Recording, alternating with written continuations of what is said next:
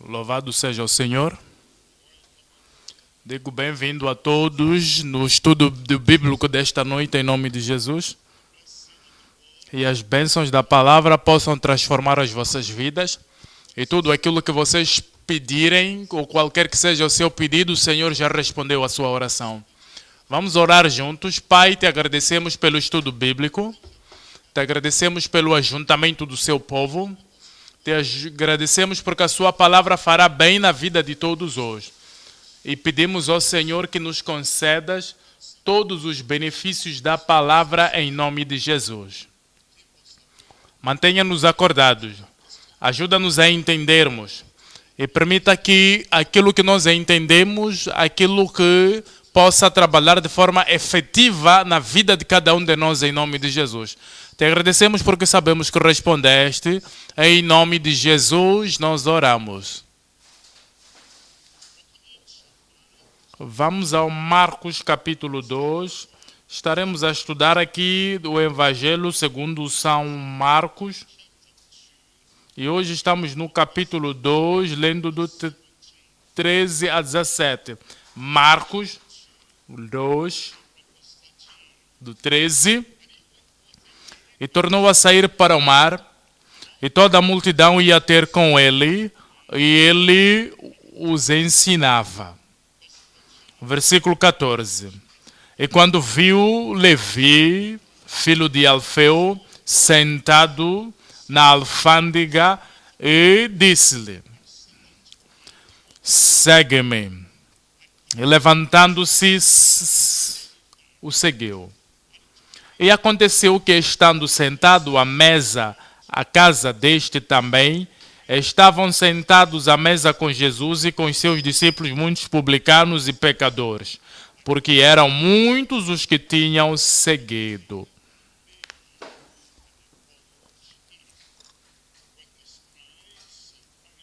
Quando os fariseus, os escribas e os fariseus, vendo-os a comer com os publicanos e pecadores, disseram aos seus discípulos: como pode que ele come e bebe com os publicanos e pecadores? Quando Jesus ouviu isso, disse para eles: os sãos não necessitam de médico, mas sim os que estão doentes. Eu vim chamar os justos. Eu não vim chamar os justos, mas sim os pecadores. Estes são os versículos que consideraremos hoje. Você achará aqui que Jesus Cristo continuou. E no versículo 13 ele diz: e os ensinou. E depois de passar por isso, ele viu Mateus, que é chamado de Levi. E ele disse: segue-me. Imediatamente, sem perder tempo nenhum, e sem se preocupar com a questão da indecisão, decidiu seguir a Jesus Cristo.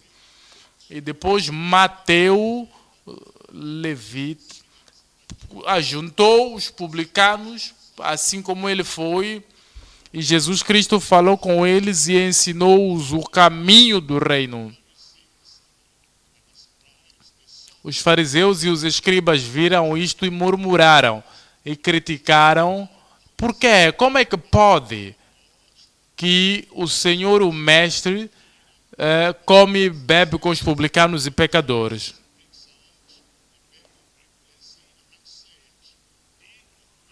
E Jesus Cristo, ele lhes disse: aqueles que são sãos não precisam de médico, mas os doentes, assim como foi para eles, ainda é para nós hoje. Os doentes precisam do médico.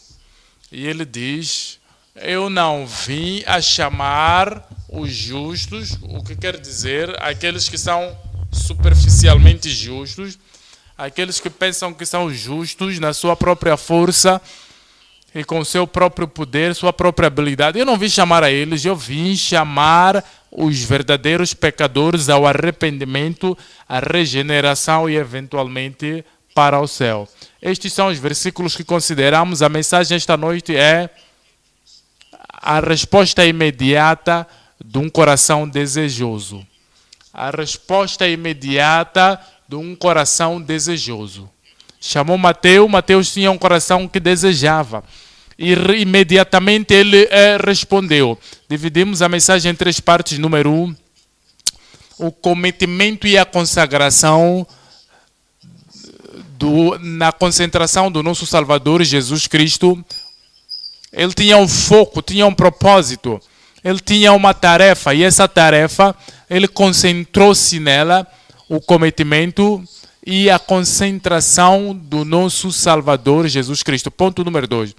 A conversão e a consagração das almas. Veja aqui Mateus, a alma, o pecador, e o Senhor o chamou. Ele levantou-se e seguiu o Senhor. Esta é a conversão. E depois ajuntou as pessoas. Esta é a consagração dele. A conversão e a consagração da alma. E depois vamos à parte número 3. Ponto número 3. A continuação da sua comissão. A continuação da sua comissão, apesar dos escribas. Os escribas estavam lá para criticar. Os escribas estavam ali para opor-se. Os escribas estavam ali para achar culpa. Mas, apesar disso tudo, Jesus continuou na sua comissão de chamar pecadores para o arrependimento. Vamos ao ponto número 1. O cometimento e a concentração do nosso Salvador. Nós lemos do capítulo 2, 13. E tornou a sair para o mar, e toda a multidão ia ter com ele, e ele os ensinava. Sublinhe essa palavra na sua Bíblia, ensinava, os ensinava. Ao pensar sobre este versículo, você pode estar se perguntando o que é que ele ensinava, o que é que ele ensinava, e como é que ele ensinava, e qual era o propósito do ensino dele. Ao olharmos para isso, e lhes tocou. Há 3 coisas que queremos considerar. Número 1, o que ele ensinava. Não basta dizer os ensinou. Nós temos que saber, nós temos que perceber, quando abria a sua boca e começava a abrir as escrituras para as pessoas, o que é que ele de facto ensinava. Número 1, o que ele ensinou. Número 2, por que ensinava? Qual era o propósito dele? Se você é professor da Bíblia, tem um propósito. Se você está a expandir a palavra de Deus para as pessoas, há uma razão pela qual você faz isto. Há um propósito pelo qual você ensina-os. E como os ensinou? Número 3. Como os ensinou? Veja, aquilo que você ensina não basta. Deve haver a forma como você ensina. Vamos olhar para o número 1, o que ele ensinou. Mateus capítulo 5, Mateus capítulo 5, Mateus 5, versículo 2. Estamos a olhar para aquilo que ele ensinava. Mateus diz, Marcos diz, os ensinava. Nós queremos seguir a Jesus Cristo, o seu ministério, aquilo que ele ensinou. Mateus 5, lerei a partir do 2. E abrindo a boca os ensinava, dizendo: Bem-aventurado os pobres do espírito, porque deles é o reino dos céus. Ensinava sobre o reino dos céus, como entrar no reino dos céus, como gozar do reino dos céus, como fazer parte dos benefícios do reino dos céus e como continuar neste reino dos céus até ao fim. Bem-aventurados são os pobres do espírito, porque deles é o reino dos céus. É isto que ele ensinava. Veja o versículo 4.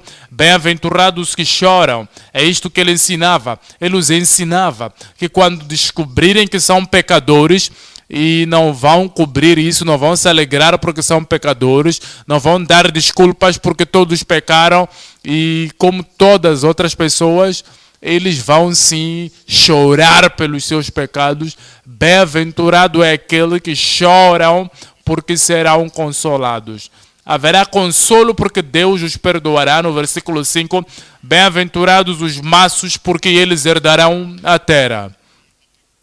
Depois de terem sido pobres no espírito e saberem que não podem pagar pela sua salvação, então choram por causa dos seus pecados, haverá uma transformação. Dirão: bom, se não fosse pela graça de Deus, eu estaria perdido. Eu estou salvo não pela minha força, não pelo meu poder, não pela minha força, não pelo meu esforço humano. Estou salvo pela graça somente. Por causa disso, ele diz: bem-aventurados aqueles que... Bem-aventurados os que têm fome e sede de justiça, porque eles serão fartos. Vida do reino é uma vida de paixão, de seguir ao Senhor. E tem fome pela justiça de Deus. E ele diz no versículo 7, bem-aventurados os misericordiosos, porque eles alcançarão misericórdia. Ao olhar para a congregação, ao olhar para os pecadores que vieram ouvir a ele, eles eram religiosos, eram conduzidos pela tradição, não se preocupavam com ninguém mais. E diziam, quando vir para o reino, ele os ensinava e os ensinou. A vida no reino faz-nos misericordiosos. No versículo 8, bem-aventurados os limpos de coração, porque eles verão a Deus. É isto que ele ensinava. Quando Marcos diz ali no versículo 13, e os ensinava o caminho do reino, e a vida do reino, e a paixão do reino. No versículo 20 é o que lhes ensinava: porque vos digo que, se a vossa justiça não exceder a dos escribas e fariseus, de modo nenhum entrareis no reino dos céus.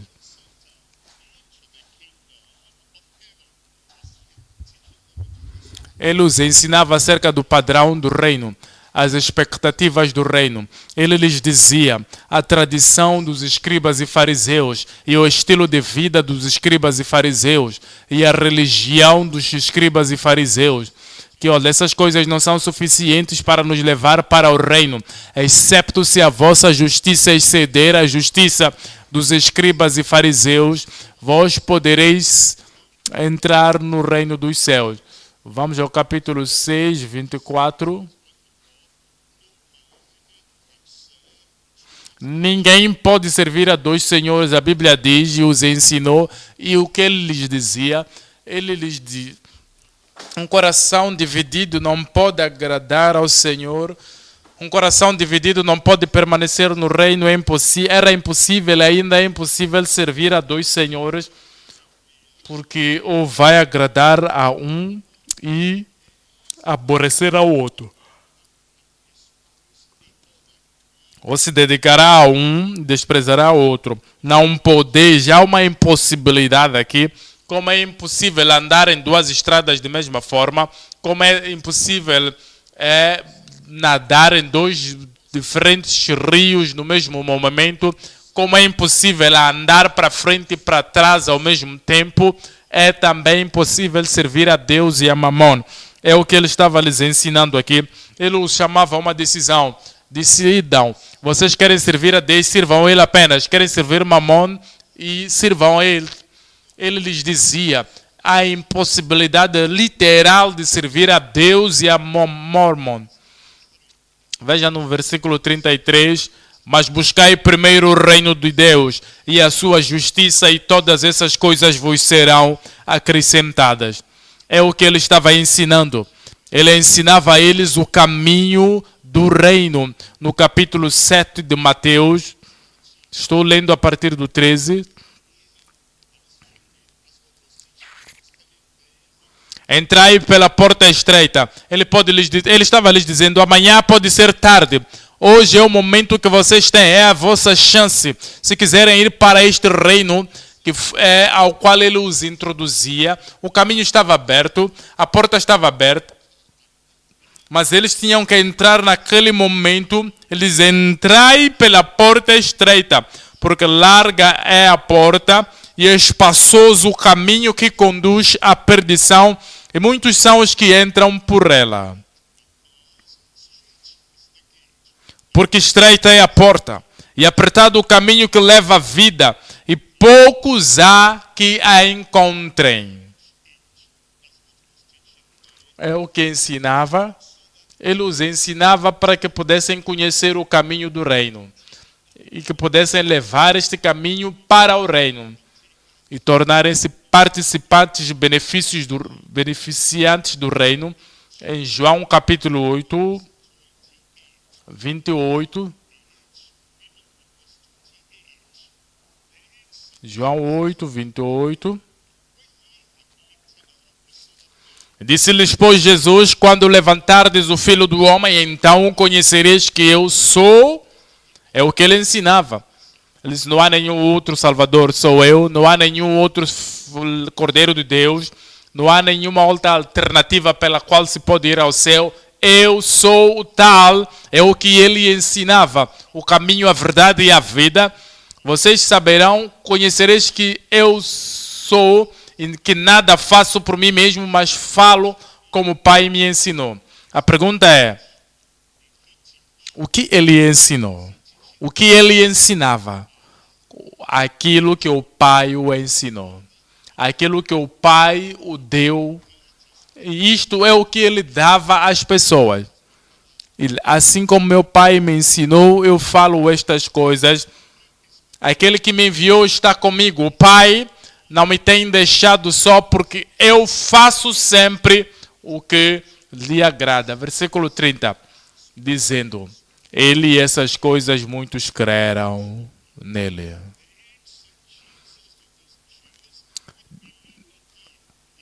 Dizendo eles essas coisas, e Jesus dizia, pois, aos judeus que creram nele, ele ensinava sobre continuidade, falava sobre ir até ao fim, permanecer até ao fim.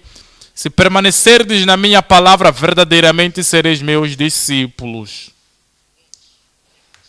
O que ele ensinava? O caminho para o reino.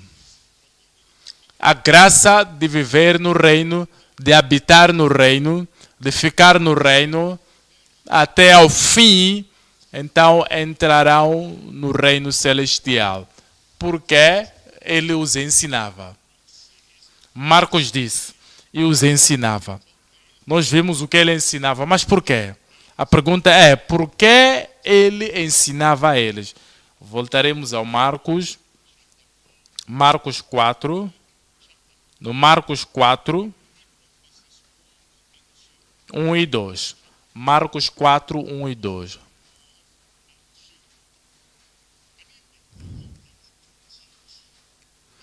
E outra vez começou a ensinar. Este era o seu foco, era o seu cometimento. E outra vez começou a ensinar junto ao mar. E ajuntou-se a ele grande multidão, de sorte que ele entrou e assentou-se num barco sobre o mar, e toda a multidão estava e era a terra junto ao mar. E ensinava-lhes muitas coisas por parábolas. Ele lhes dizia na sua doutrina. Veja o versículo 10.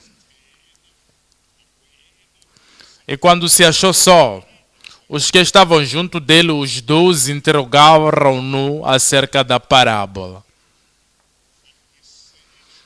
E ele disse-lhes, a vós é dado a saber o ministério do reino de Deus. Mas aos que... Por que ele lhes ensinava? Para que conhecessem o mistério do reino de Deus. Por que ele ensinava?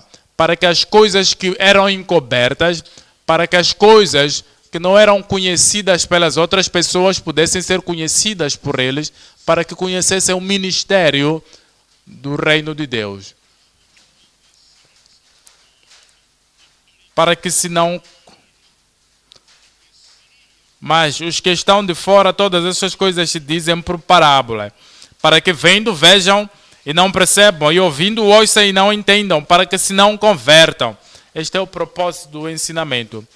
Para que todos esses fariseus, todos esses saduceus, todos esses escribas que fechavam os seus olhos, não queriam ver,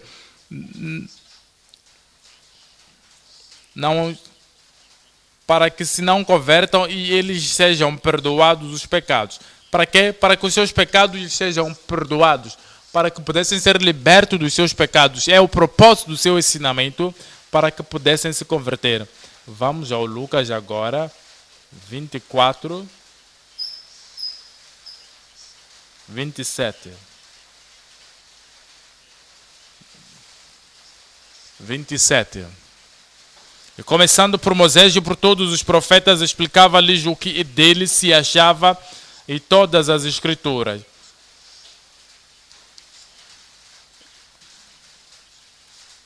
Muitas dessas pessoas israelitas e judeus, eles leram o Velho Testamento, quantas vezes leram Salmos, quantas vezes leram Gênesis e o Éxodo, quantas vezes leram tudo até o Malaquias, quantos deles tinham a sua própria leitura, liam o Velho Testamento em um ano, e mesmo assim, quando Cristo veio, não puderam ver Jesus no Velho Testamento. Mas agora, por que Jesus os ensinava? Para que soubessem que essas escrituras foram escritas concernente a ele. Ele abriu o entendimento deles, ele explicou as escrituras para eles, das coisas concernentes a ele mesmo. Veja o versículo 44. E disse-lhes estas coisas, são estas as palavras que vos disse, estando ainda convosco, que se convinha que se cumprisse. Quando eu estava convosco, antes da minha morte, antes do meu enterro, antes da minha ressurreição, quando eu estava convosco, vos ensinava. Estas são as palavras que eu vos ensinava enquanto estava aqui convosco, que todas as coisas devem se cumprir, que foram escritas na lei de Moisés e nos profetas e nos salmos concernente a mim. Veja o versículo 45. Então abriu-se-lhes o entendimento para compreenderem as Escrituras. Essa é a razão pela qual ele ensinava. Ele queria que as pessoas pudessem perceber, não que tivessem o livro fechado das histórias, que não pudessem entender, mas os ensinou. O que é que os ensinou? Os ensinou sobre as qualificações de entrar no reino. Ele os ensinou sobre a graça de habitar no reino. Ele os ensinou na força da continuidade no reino até ao fim. Por que ele os ensinou? Para que pudessem ser perdoados os seus pecados, para que pudessem se converter. Por que os ensinou? Para que conhecessem os mistérios do reino. Por que ele os ensinou? Para que conhecessem que as escrituras do Velho Testamento se cumpriam nele, para que os seus olhos, para que o seu entendimento se abrisse. E depois vamos ao João 8. João 8. Por que ele os ensinava? E por que ele ainda nos ensina? Esta é a razão pela qual ele nos ensina. Em João capítulo 8, 54. João 8.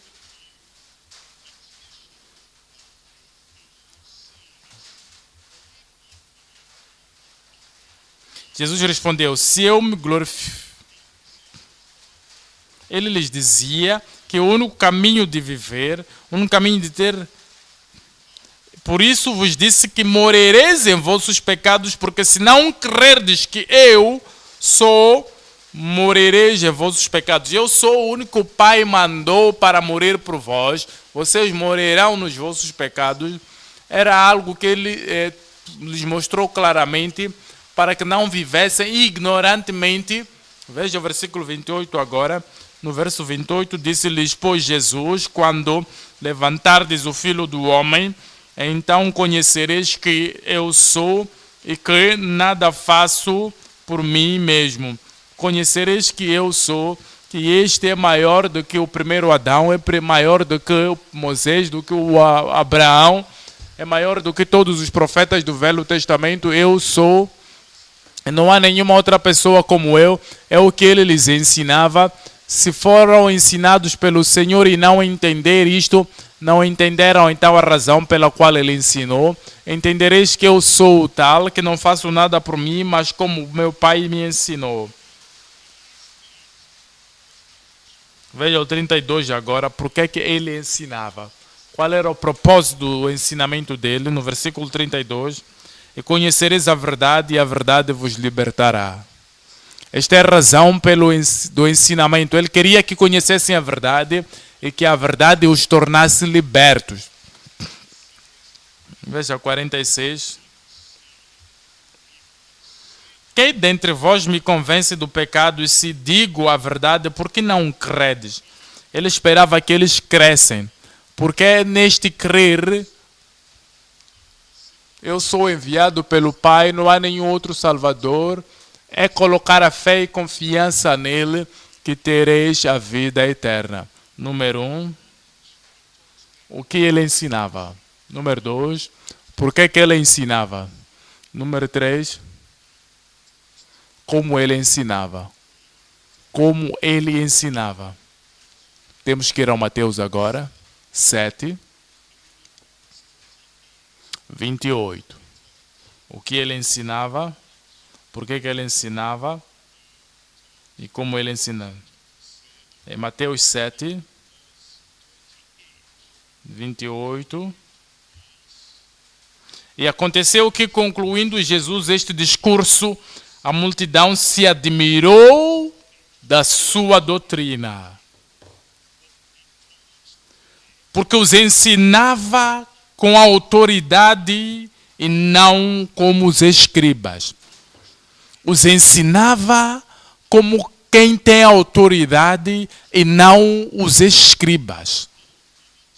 Como ele ensinou? Ensinou como o autor. Ele ensinou como o autor. Ele ensinou como aquele que tem autoridade.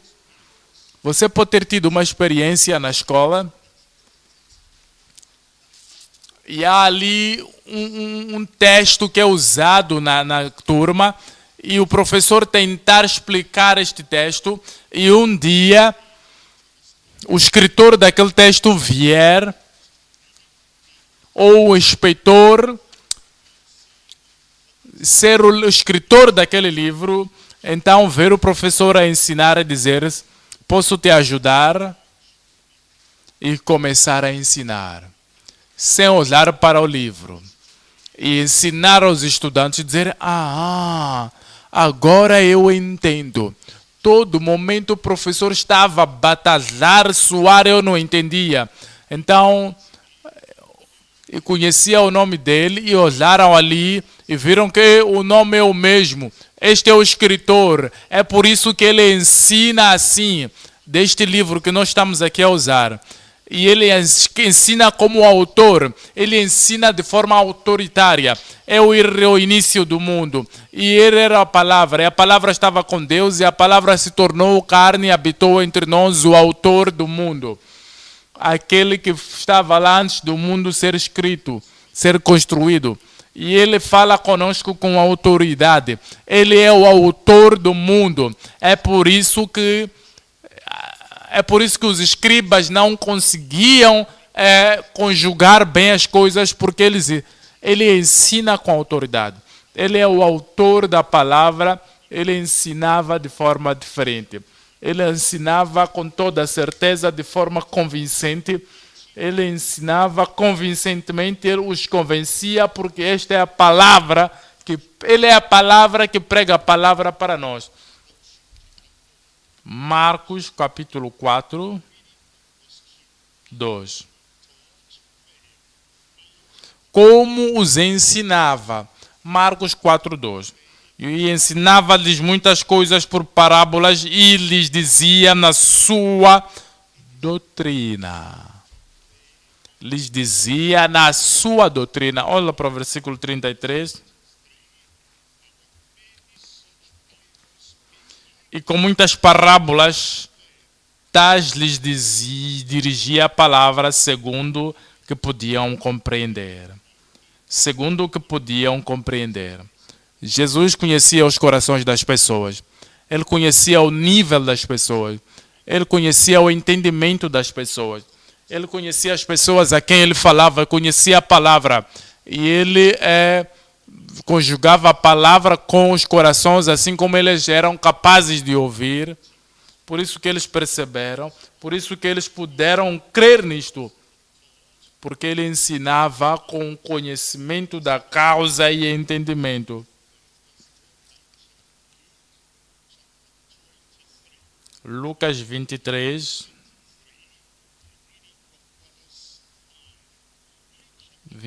5. Mas eles insistiam cada vez mais, dizendo: alvoroça o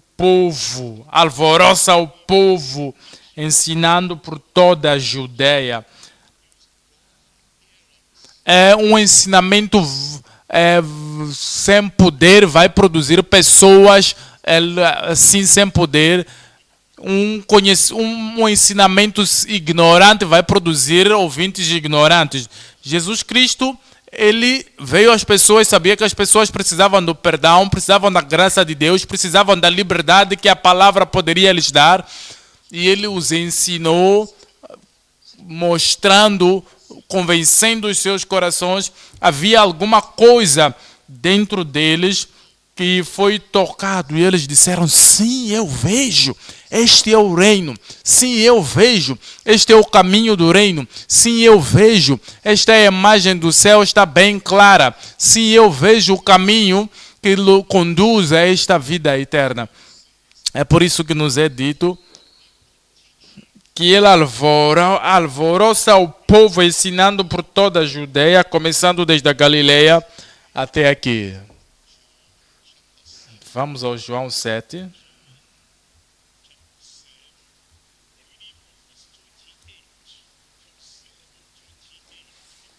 João 7, 28.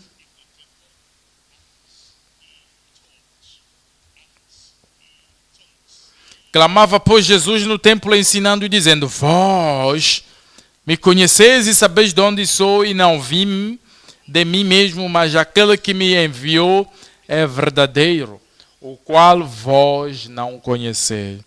Veja o 37 agora, no 37.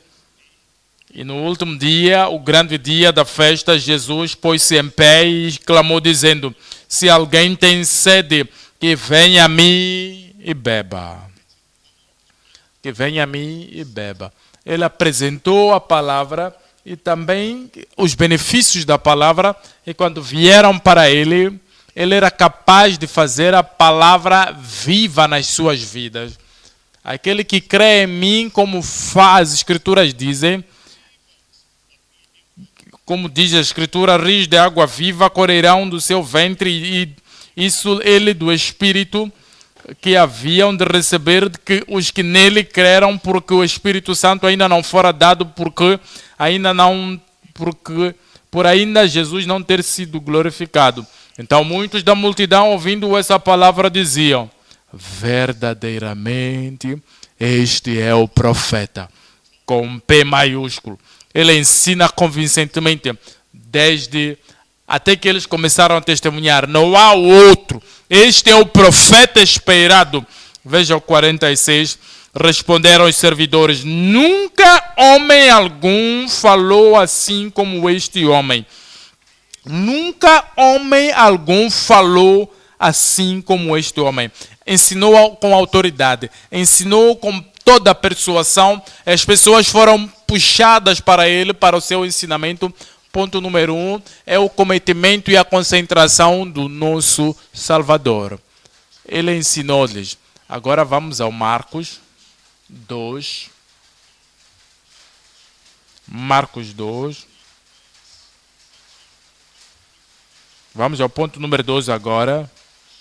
A conversão e a consagração de uma alma. Nós lemos agora a partir do Marcos 2, 14. E passando viu, assim que ele passava, viu Levi, filho de Alfeu, sentado na alfândega, e disse-lhe, segue-me, e levantando-se, seguiu. É a conversão dele, conversão do Mateus, conversão do Levita. No versículo 15, e aconteceu que estando sentado à mesa em casa, também estavam sentados à mesa com Jesus e com os seus discípulos, muitos publicanos e pecadores, porque eram muitos e tinham seguido.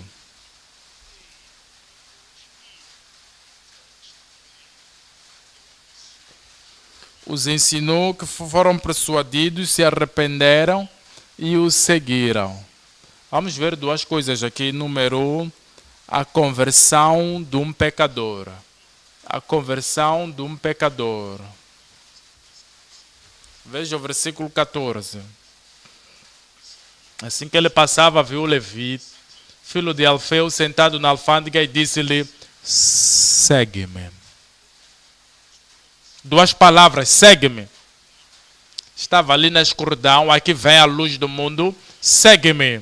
Esteve ali como um pecador culpado e vem aqui o Deus, o Senhor dos Senhores de toda graça e diz, segue-me. Ele tem estado ali em confusão e vê Jesus Cristo, que é capaz de transformar o seu coração em vida, e diz, segue-me. Ele não perdeu nenhum tempo, levantou-se e seguiu a ele.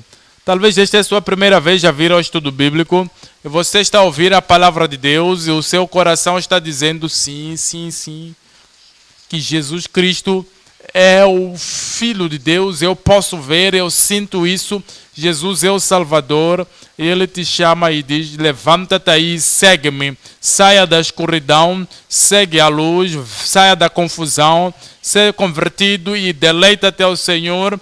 Se tiveres que ser como Mateus, levanta-te imediatamente, e diga, eu pertenço a Cristo agora, eu dou a minha vida a Cristo agora, eu deleito-me a Ele, segue-me. E sem perder nenhum tempo, ele levantou-se e seguiu. Talvez você tenha estado a servir ao Senhor, você talvez se apostatou, voltou, está ouvindo agora a palavra de Deus e vem assim que Jesus Cristo é o único, é o Salvador, é o restaurador, é aquele que pode te trazer fora daquilo que você é, daquilo que você tem se colocado para ser e pode te dar a ressurreição.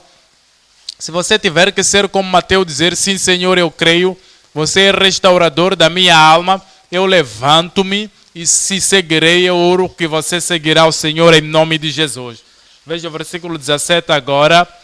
E Jesus, tendo ouvido isso, disse-lhes, os sãos não necessitam de médico, mas sim os que estão doentes, eu não vim. As pessoas que pensam que está tudo bem com elas sem a salvação, as pessoas que pensam que está tudo bem com elas sem a graça de Deus, as pessoas que pensam que está tudo bem com elas com a sua própria força, com o seu próprio poder, com a sua própria... Eles pensam que irão ao céu com o seu próprio esforço. Ele disse, não vim chamar essas pessoas. Eles são pessoas hipócritas, são pessoas insinceras. Eu não vim chamar essas pessoas, mas ele diz, eu vim não para chamar aos justos, mas vim para chamar os pecadores ao arrependimento. Ele veio chamar os pecadores ao arrependimento. É por isso que Mateus respondeu imediatamente, é por isso que você responde também imediatamente. Você está dizendo, eu não voltarei, eu fui salvo, não voltarei para o pecado com a mesma segura que me faz viver em escuridão. Tudo isso vai ser tirado imediatamente ao receber a Ele, ao aceitar a Ele, ao estar pronto para viver, para Ele viver nele. A graça de Deus virá para si e toda a escuridão vai desaparecer em nome de Jesus. Olha para o Lucas capítulo 5. 27. Lucas 5, 27. Mateus e Lucas, às vezes eles escrevem acerca da mesma história, mas eles dão diferentes detalhes, diferentes ângulos do mesmo assunto do qual estamos lendo. Vamos ver os detalhes que Lucas dá. Em Lucas capítulo 5, no versículo 27, e depois disso viu um publicano chamado Levi, a mesma pessoa, sentado na recebedoria, e disse-lhe, segue-me. Ainda é a mesma coisa que nós lemos, mas veja o versículo 28. E ele, deixando tudo, levantou-se e o seguiu.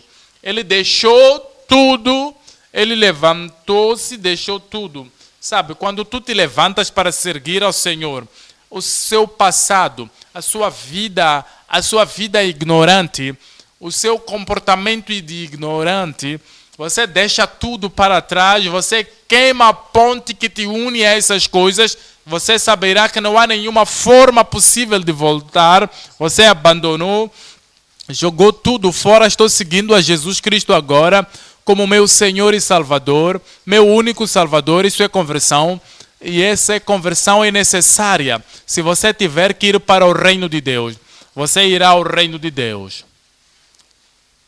Mas tem que deixar tudo, toda a escuridão, tem que deixar todas as práticas pecaminosas, todas as noites nas discotecas, você tem que deixar tudo que te conecta ao mundo e ao Satanás, você deixa para trás e toma uma decisão definida e diz: eu estou indo, estou seguindo ao Senhor sem olhar para trás, Ele te receberá. Você se converterá. E se já estiver convertido, haverá uma renovação na sua vida. Veja o Atos capítulo 3, 19. Atos 3, 19. Arrependei-vos, pois, e convertei-vos. Lembra-te daquilo que Jesus disse: eu vim chamar os pecadores ao arrependimento, eu vim chamar os pecadores para uma viragem. E vê aqui os discípulos dando continuidade do ensinamento deles, dizem: arrependei-vos e convertei-vos para que sejam apagados os vossos pecados e venham assim os tempos de refrigério. Tudo aquilo que vocês fizeram na escuridão já vos é perdoado. Naquele momento que você se levanta e deixa tudo para trás e diz: estou seguindo ao Senhor, a partir desse momento Ele é o meu Senhor, Ele é o meu Salvador. Todas as coisas que você fazia antes, tudo é apagado. Quando o tempo de refrigério virão da presença do Senhor e envie Ele a Jesus Cristo, que já antes vos foi pregado. E continua dizendo no versículo 26, ressuscitando Deus o seu Filho Jesus, primeiro enviou a vós para que nisso vos abençoasse, e vos desviasse cada um das vossas maldades. Está a ver aqui? Cada pessoa tem a sua iniquidade peculiar. Os bêbados têm a sua peculiaridade. Os fumadores também têm a sua peculiaridade, que é o fumar. E aqueles que vão para a marijuana, suruma, também têm o seu tipo de pecado peculiar. Aqueles que fazem apostas têm o seu tipo de peculiaridade. Aqueles que estão na fornicação também têm o seu tipo de iniquidade. Qualquer que seja a iniquidade, aqui está o que Cristo veio fazer. E no caso de Mateus, ele era um publicano. E no caso das outras pessoas, elas tinham as suas peculiaridades. E ele veio para desviar todos dos seus pecados para a justiça. Isto é conversão. É o que aconteceu àquele homem e é o que acontecerá consigo. Digo, é o que acontecerá com cada um de nós. Se já tiver acontecido, que o Senhor confirme no vosso coração em nome de Jesus. Vamos agora ao Atos dos Apóstolos, capítulo 17. Atos 17, 30. Mas Deus, não tendo em conta os tempos da ignorância, significa que tudo que você tiver feito na ignorância, não sabia que isso era errado. Deus está pronto para passar uma vista grossa. E a oração é que ao tomar a decisão, toda coisa má que você fez no passado será passada uma vista grossa. Mas agora Ele comanda todos os homens em todo lugar que façam que se arrependam. Mas Ele manda todos os homens em todos os lugares que se arrependam. A conversão toma lugar. Vamos ao João capítulo 8. João capítulo 8, 11. João 8, 11. E ela disse-lhes: ninguém, Senhor. Ele pergunta: alguém te condenou?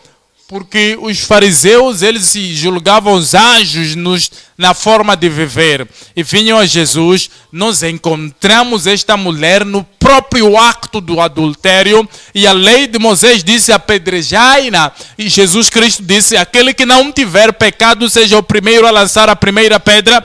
E começaram a sair um por um. E é isso que Jesus Cristo disse: alguém te condenou? E ela disse: ninguém, Senhor. E Jesus Cristo disse para ela: nem eu te condeno. Vai-te e não peques mais. É conversão. Isso é conversão. Você segue ao Senhor e agora a sua vida é totalmente diferente. Era mentiroso antes, agora não é mais mentiroso. Era um apostador antes, agora não mais é apostador. Era um bêbado antes, agora não mais é bêbado. Se alguém está em Cristo, é uma nova criatura. É uma nova criatura. As coisas velhas já passaram e eis que tudo, quantas coisas se fizeram novas, tudo se fez novo. Veja o versículo 12. Falou-lhes, pois, Jesus outra vez, dizendo: eu sou a luz do mundo. Quem me segue não andará em trevas. Estás a ver isto? É Mateus. Aquele que me segue não andará como Tiago lá no João. Aquele que me segue como Pedro e André. Aquele que me segue como você e eu. Aquele que me segue não andará na escuridão, mas terá a vida da luz. Ele chama a todos que devem segui-lo. Ele chama a todos para o arrependimento. E esse arrependimento traz uma conversão para a nossa vida. Se alguém estava seguindo ao Senhor antes e não se apostatou, ou então apostatou, se aconteceu algo, não teve graça suficiente para vencer aquilo que veio para ele, então voltou. O que acontece é que ele ainda precisa de ter este mesmo arrependimento. E o arrependimento vai lhe trazer a restauração, e a restauração vai lhe trazer para a conversão. Tiago, capítulo 5, 19. Tiago 5, 19. Irmãos, se um de vós, filho de Deus,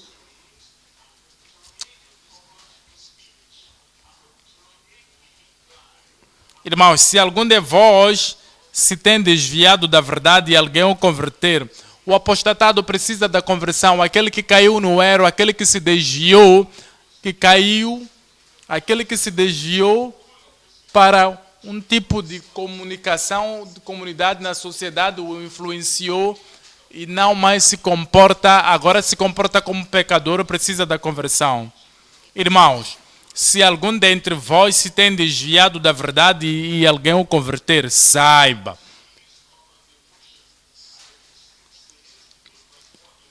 que aquele que fizer converter do erro, do seu caminho pecador, que saiba, aquele que converte o pecador do erro do seu caminho, salvará da morte uma alma e cobrirá uma multidão dos pecados. Quando você vê o Senhor assim, toda a multidão dos pecados são tirados. E assim que eles são tirados, você se torna um verdadeiro filho de Deus agora. Apocalipse 2, 4. Jesus Cristo veio para chamar os pecadores ao arrependimento. Ele diz: tenho porém contra ti que deixaste o teu primeiro amor. Seu amor por Deus, tu deixaste esse primeiro amor. Seu amor pela verdade, tu deixaste o seu primeiro amor.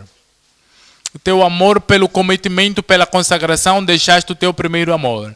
Teu amor por tudo aquilo que vem de Cristo, tu deixaste o teu primeiro amor.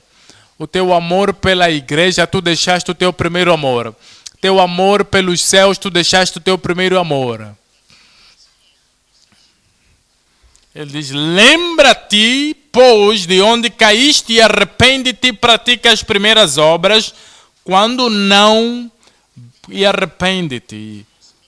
Ele chama todos os crentes que já se deixaram o primeiro amor, deixaram o primeiro zelo, deixaram o primeiro cometimento, que deixaram a primeira consagração. Ele chama todos para voltarem para este primeiro amor e para este amor fervoroso.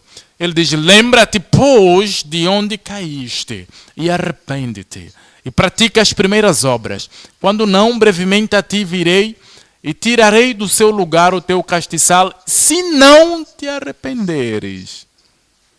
Se não o quê? Se não te arrependeres. Ele precisa do arrependimento em todos. Ele não quer que a gente faça uma barganha com ele, dizer: acho que estou bem, não estou tão seguro, acho que posso ainda me gerir. Ele não quer que a gente possa gerir uma vida de altos e uma vida de apostasia, que deixou o primeiro amor. Ele quer que você volte para a origem. Excepto você faça isso, ele virá e tirará o castiçal. Capítulo 3. 15. Apocalipse 3, 15. Eu sei as tuas obras, que nem és frio nem quente, tomara que foras frio ou quente. Há pessoas que não estão aqui, não estão lá, dizem, bom, estou tentando estar no meio, estou tentando jogar de forma calma, não quero me envolver tanto na religião, não quero mostrar tanto entusiasmo, tanto zelo, não quero mostrar tanto cometimento, tanta consagração. O Senhor diz, eu quero saber aonde estás tu, quero saber se estás aqui ou estás lá. Veja no versículo 16. Assim, porque és morno e não és frio nem quente, vomitar-te-ei da minha boca. Como dizes, rico sou, estou enriquecido e de nada tenho falta, e não sabes que és um desgraçado, miserável, pobre, cego e nu.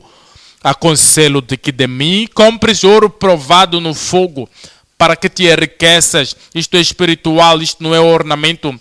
E vestes brancas, isto é espiritual, não é comercial, para que te vistas. E não, isto não é moda, isto é santidade. E não apareça a vergonha da tua nudez. E que unjas os olhos com colírio para que vejas. Isto não é medicina, não é comprimido, é a graça de Deus.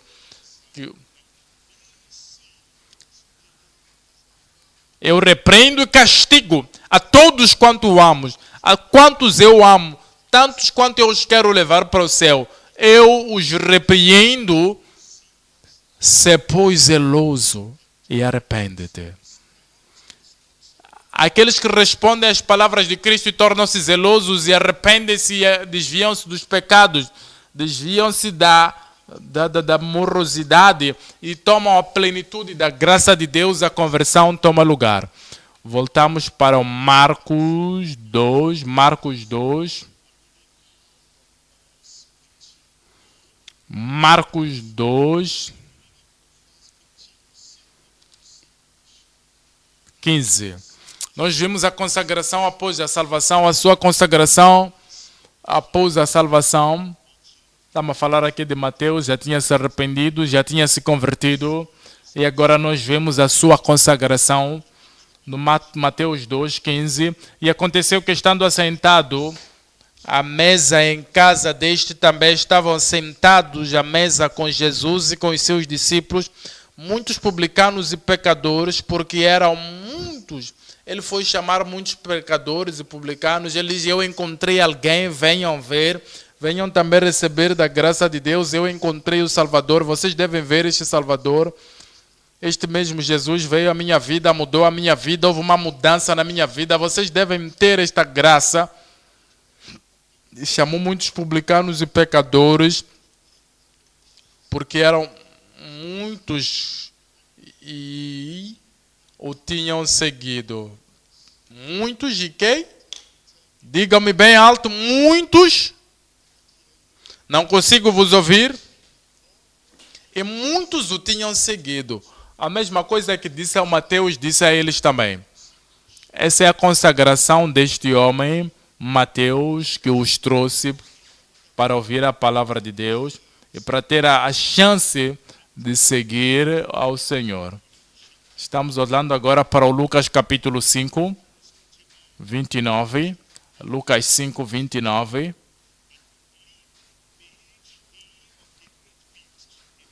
E fez-lhe Levi um grande banquete em sua casa, e havia ali uma multidão de publicanos e outros que estavam com eles à mesa. Queriam dar a Jesus Cristo a oportunidade de falar para eles, de chamá-los fora dos seus pecados e chamá-los ao arrependimento. Mas os escribas e fariseus murmuravam contra os seus discípulos, dizendo, por que é que ele come e bebe com os publicanos e os escribas? E Jesus, respondendo, disse-lhes, não necessitam de médicos que estão sãos, mas sim os que estão enfermos. Eu não vim chamar os justos, mas sim os pecadores ao arrependimento. Esta era a congregação dos pecadores e Jesus Cristo os chamou. Veja o que Mateus fazia. É similar daquilo que aquela mulher no poço fez. Imediatamente que ela encontrou a Jesus como seu Salvador, imediatamente que ela encontrou a Jesus como Messias, ela deixou o seu pote de água e foi à cidade e disse: venham, vejam o homem que me disse tudo o que eu faço. Não é este o Cristo? Vamos ao João 4. João 4. João 4, 28.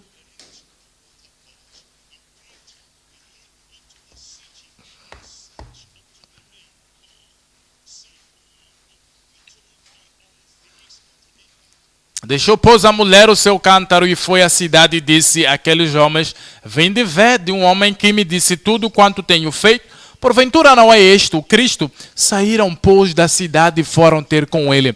Veja a mudança da vida da mulher, a vida transformada desta mulher.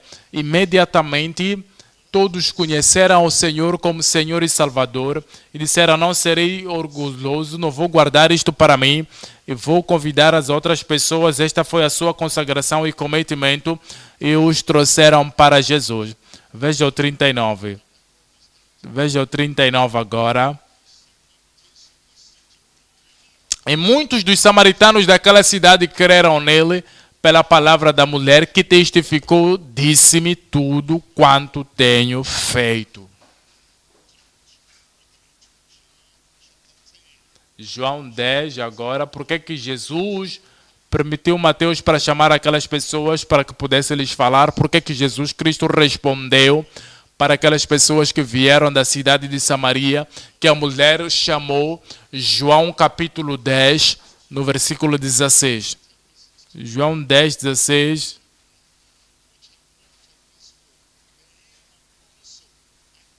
Ainda tem outras ovelhas que não são deste aprisco, também me convém agregar estas, e elas ouvirão a minha voz e haverá um rebanho e um pastor. Esta é a razão pela qual Mateus não tinha que ser salvo apenas sozinho. Ele tinha que ter salvo e ficou salvo. Tinha que trazer as outras pessoas. Ainda tem outras ovelhas que não são deste aprisco, também me convém agregar estas, e elas ouvirão a minha voz e haverá um rebanho e um pastor.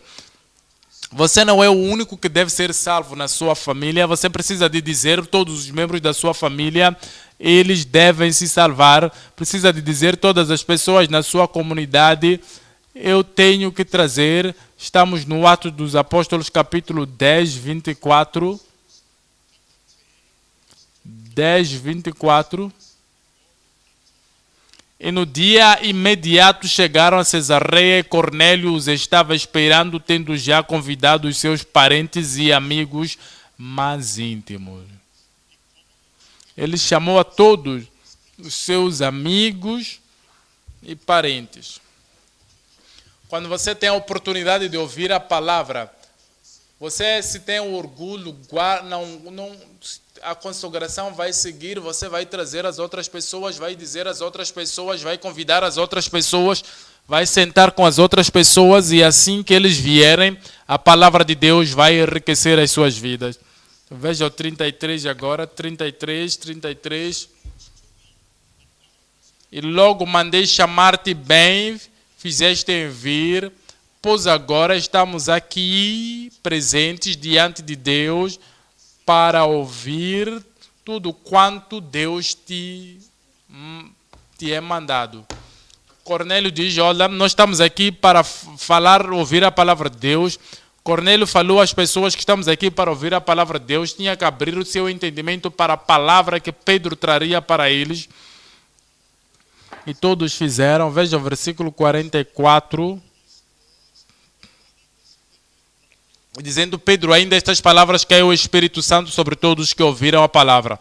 Ouviram a palavra e penetrou neles, acreditaram, receberam, e o Espírito Santo confirmou esta experiência cristã nas suas vidas, e os da circuncisão que tinham crido ficaram admirados, porque os gentios também tinham vindo, porque maravilharam-se de que o dom do Espírito Santo se derramasse também sobre os gentios.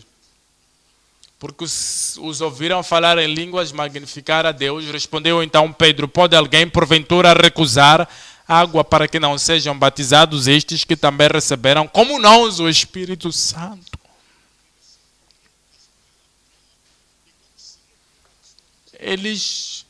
E mandou que fosse a mesma forma como eles foram salvos. Jesus Cristo orou pela sua santificação, foram santificados.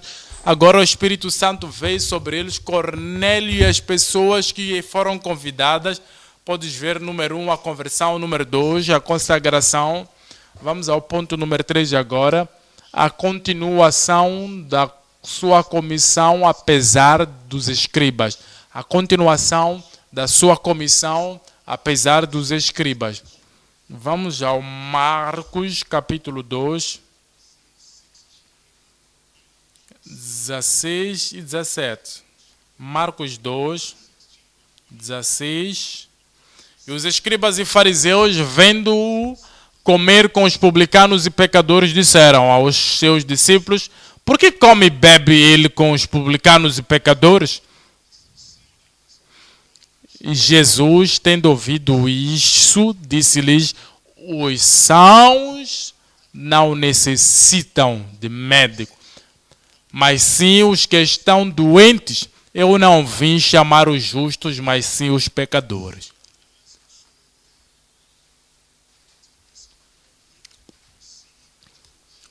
Aqui nós vimos que ele continuou o seu ministério. Os fariseus estavam ali, os escribas estavam ali, os críticos estavam ali, criticaram, opuseram-se, mas toda a crítica não parou a ele. A sua comissão continuou. A mesma coisa nas nossas vidas, nós temos que seguir a Cristo, temos que seguir o exemplo de Cristo.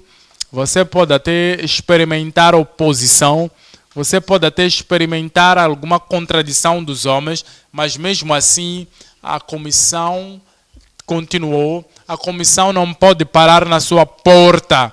A comissão não pode parar na escada da sua porta. Deve continuar conosco em nome de Jesus. Ao olhar para estes versículos, número 1, olha para a condição dos escribas e fariseus. A condição dos escribas e fariseus. Olha para isto do versículo 16. E os escribas e fariseus, vendo-o comer com os publicanos e pecadores, disseram aos seus discípulos: por que come e bebe ele com os publicanos e pecadores? Mas qual era a sua própria condição? Vamos ver para o livro de Mateus, capítulo 5, 20. Eles não tinham justiça suficiente para ir ao céu.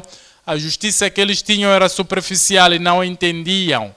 Eles diziam: nós somos justos, nunca comeremos com esses pecadores, nunca comeremos com esses publicanos. Como pode? Vocês, discípulos que conhecem a Jesus, o mestre destes discípulos, estão comendo com os publicanos e pecadores. Olha para as condições dos escribas e fariseus. Nós estamos olhando para Mateus 5, 20. Mateus 5, 20.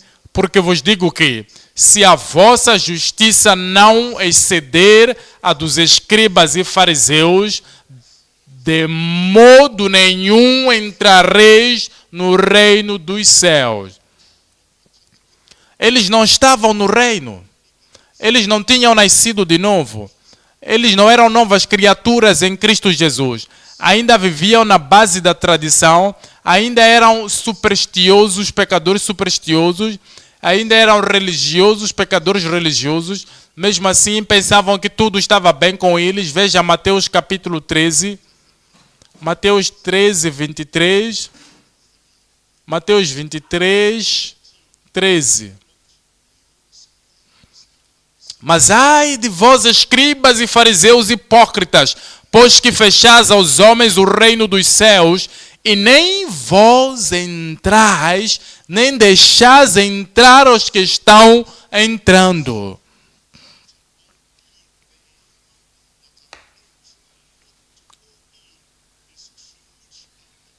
Eles pararam na porta do reino. E eles privavam as pessoas de entrar.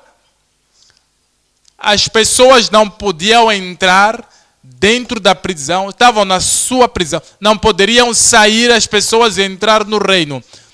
Eles não entravam e privavam os outros de entrar. E Jesus Cristo disse no Mateus 23, a partir do 27, 23 e a partir do... Ai de vós, escribas e fariseus hipócritas, pois que sois semelhantes aos sepulcros caiados, que por fora realmente parecem formosos. Tem uma aparência religiosa agradável, mas interiormente estão cheios de ossos mortos e de toda a imundícia. Assim também vós, exteriormente, pareceis justos aos homens, mas interiormente estáis cheios de hipocrisia e de iniquidade. Veja o 33.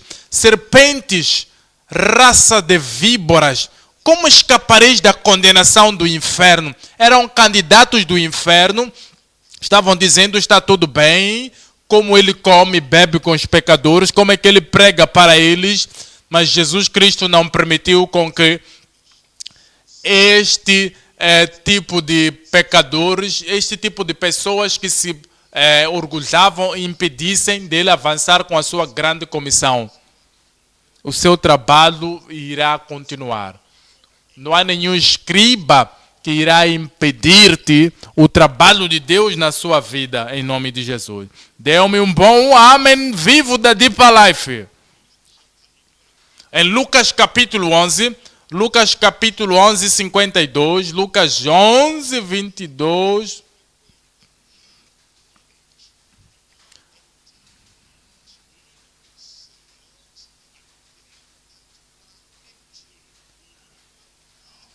Ai de vós, porque vocês tomaram a chave, a própria interpretação da palavra de Deus. Vocês interpretam mal a palavra de Deus. E a interpretação não permitirá com que as pessoas entrem no reino, e a interpretação não permite que os outros entrem também no reino. E eles são os que se queixam. Por que ele come com os pecadores? Eu oro para que esses religiosos tradicionais não possam impedir a sua entrada ao reino dos céus em nome de Jesus. Voltemos ao Marcos capítulo 2, segunda parte. A congregação dos publicanos e a congregação dos pecadores e publicanos. Marcos capítulo 2, 15. E aconteceu que, estando sentado à mesa em casa deste, também estavam sentados à mesa com Jesus e com os seus discípulos e muitos publicanos e pecadores, porque eram muitos e o tinham seguido. Muitos, ele os ensinava, ele tinha uma congregação de publicanos e pecadores. Em Mateus 21, o Senhor fala para nós em parábolas, e depois, quando eles ouviram a palavra de Deus, eles tiveram, vamos ver como é que eles responderam, que tipo de decisão eles tomaram. Em Mateus capítulo 21, 31.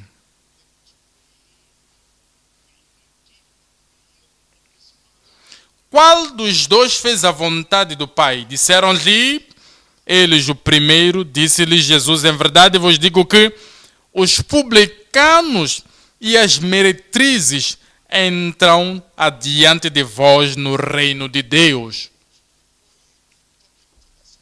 Falava aos escribas e aos fariseus. Ele diz: os publicanos e as meretrizes, elas entram no reino dos céus diante de vós. No 32, porque João veio no caminho de justiça e não crestes, mas os publicanos e as meretrizes o creram. Vós, porém, vendo isso, nem depois vos arrependestes para crer. Eles creram. Não vou permitir com que publicanos para irem diante de mim, para ir ao céu e eu ficar atrás deles. Você não ficará por fora. Eu disse, você não ficará por fora. Você entrará naquele reino em nome de Jesus. Vamos olhar para o Lucas 18. Lucas 18. 18:10. Aqui o Senhor nos dá uma parábola que ele tirou de uma situação que ele viveu naquele momento. Dois homens subiram ao templo a orar. Um fariseu e outro, o publicano.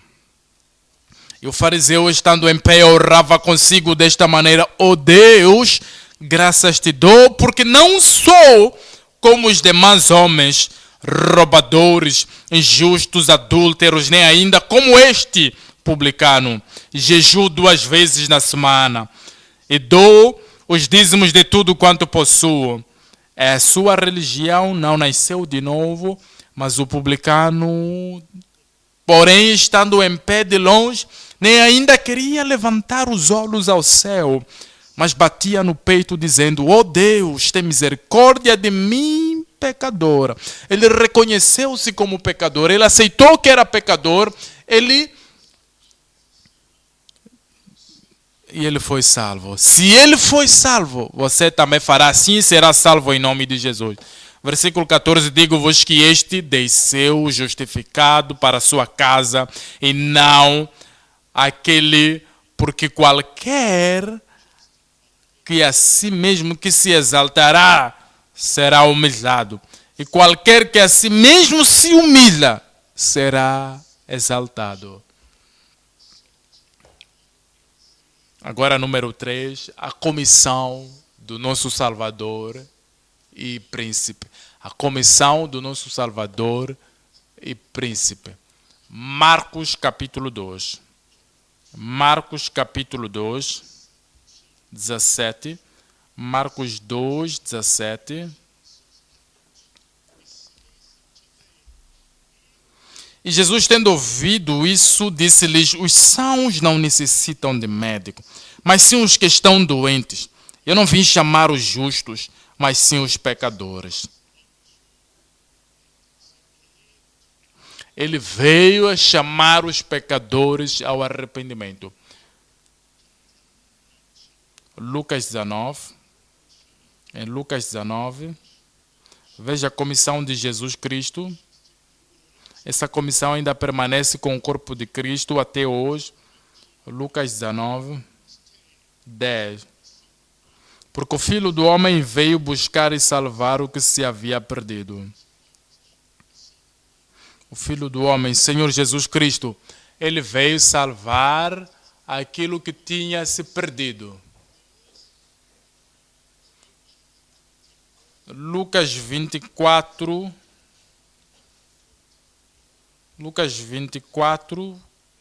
45. Então abriu-lhes o entendimento para compreenderem as Escrituras.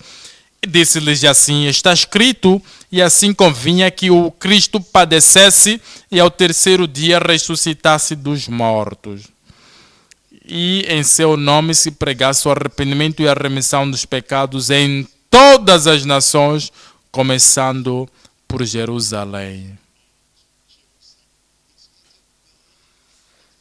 Começou ali e continuou.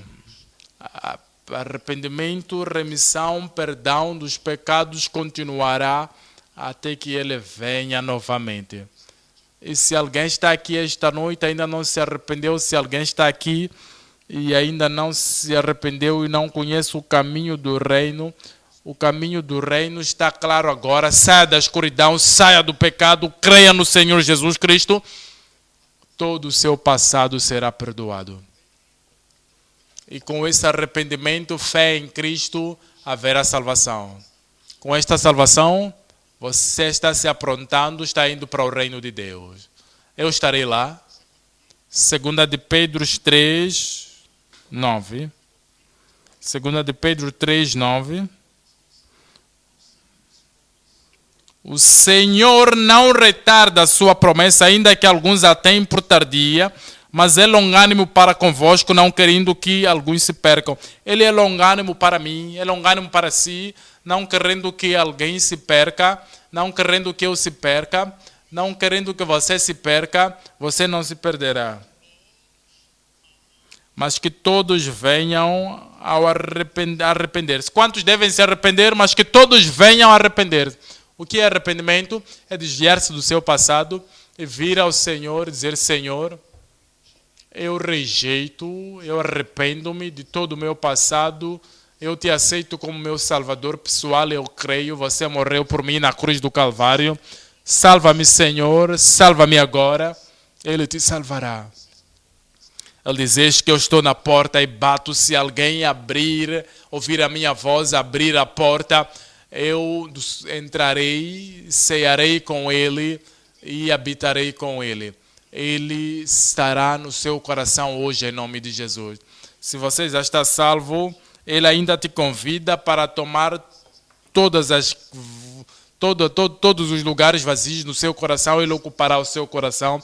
Ele te santificará, te encherá com o Espírito Santo. Ele é tudo em todos, Ele é tudo para nós. Convida Ele, Ele entrará. O seu futuro será radiante, maior do que o passado, em nome de Jesus. Será que ouvi algum amém aí? Levanta-te, levanta-te, levanta-te e diga: Senhor, eu te agradeço pela sua palavra. Senhor, eu te agradeço por tudo que eu ouvi. Eu estou te pedindo, Senhor, para que venhas no meu coração hoje. Se você nunca o convidou, convida ele agora. Se você já é filho de Deus, ainda o convida também. Deixe que ele venha.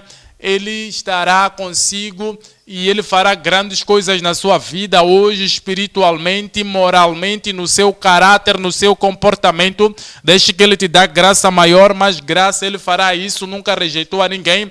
Qualquer que clamar no nome do Senhor será salvo. Você é esse qualquer que clamar, clame nele agora, Ele está pronto para entrar.